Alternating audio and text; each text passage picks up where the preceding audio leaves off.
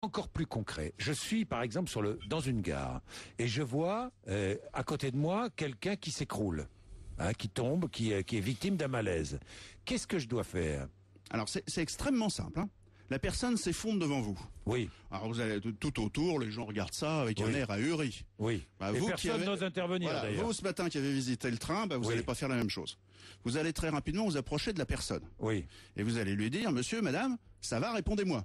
Oui. Si elle vous répond, c'est bon, on n'est plus dans le même contexte. Si elle ne répond pas, oui, cette personne qui vient de s'effondrer, vous regardez si elle bouge, si elle a un mouvement.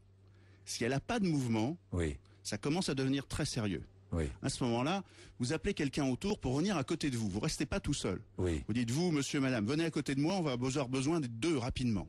Et à ce moment-là, vous regardez la respiration. C'est quoi la respiration? C'est la poitrine qui se soulève ou qui ne se soulève pas. Oui. S'il n'y a pas de respiration, cette personne vient de faire un arrêt cardiaque et elle est morte si on ne fait rien dans les minutes qui viennent. Elle est morte en combien de temps? Quelques minutes. 5-6 minutes. 5-6 minutes maximum. Voilà, c'est très bref. C'est pendant ce temps-là qu'il faut réagir.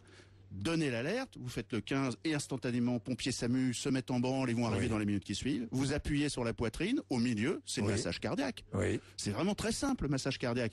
On vient de le montrer, Madame Parizeau, les autorités qui ont visité le train ce matin, en 2 minutes, ils ont compris le massage cardiaque. Donc c'est pas très compliqué.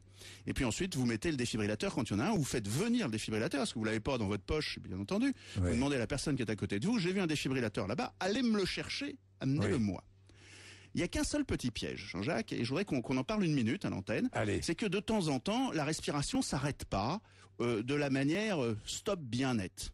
Il y a des respirations un peu comme le poisson qui est tombé en dehors du bocal. Vous connaissez cette publicité, vous savez, le poisson qui il cherche désespérément. Il cherche de l'air. En fait, c'est un réflexe, et ça veut dire que la personne est en train de mourir. Donc cette respiration que nous appelons agonique, cette respiration donc juste avant la mort, est une fausse respiration. Elle ne doit pas vous tromper. Si la personne respire comme un poisson dans l'eau, c'est en fait comme si elle ne respirait pas du tout. Et donc, ça veut dire qu'à ce moment-là, vous commencez le massage cardiaque, vous faites venir le défibrillateur, et pendant que vous faites pendant quelques minutes ces gestes, tout le monde est en train de se dépêcher pour venir à votre secours, les pompiers et le SAMU. Alors le défibrillateur permet de sauver des vies, pourquoi? Parce qu'il remet le cœur en marche? Alors, on va essayer d'expliquer ça simplement, parce qu'on en parle beaucoup du défibrillateur. Mais c'est vrai, beaucoup. Mais moi, je voudrais comprendre. J'ai plein de questions d'ailleurs, plein de questions. Alors, on va essayer de répondre à ces questions de la manière la plus concrète possible. Bon, beaucoup des auditeurs RMC ont un ordinateur à la maison. Oui, un ordinateur. Votre ordinateur, Jean-Jacques, il plante de temps en temps. Oui. Qu'est-ce que vous faites? On le refait redémarrer. Eh ben voilà. Vous appuyez sur le bouton reset. Exactement. Eh bien, c'est ce qu'on va faire avec le défibrillateur. Lorsque notre cœur, qui est un ordinateur électrique, une pompe électrique très compliquée avec de l'électronique biologique à l'intérieur, bug, elle se met à fibriller. Au lieu de se contracter, eh bien, elle a un mouvement où il n'y a plus de possibilité d'éjecter le sang du cœur. L'ordinateur est planté.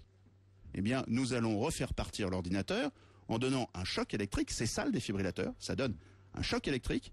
À ce moment-là, hop, toute l'activité électrique disparaît. Pendant 1 minute ou 2, vous continuez le massage cardiaque. À ce moment-là, le cœur recharge son logiciel, comme votre ordinateur redémarrerait le système. Oui. Et après, il se remet à contracter, il se remet à partir. Dans la majorité des cas, quand vous avez planté votre ordinateur, il suffit de l'allumer une fois et de le réallumer et ça marche. Et c'est comme ça avec le défibrillateur. Plus vous le faites vite, parce que là, on est dans la biologie et non pas dans les pièces mécaniques ou électroniques, plus vous le faites vite, plus il repartira.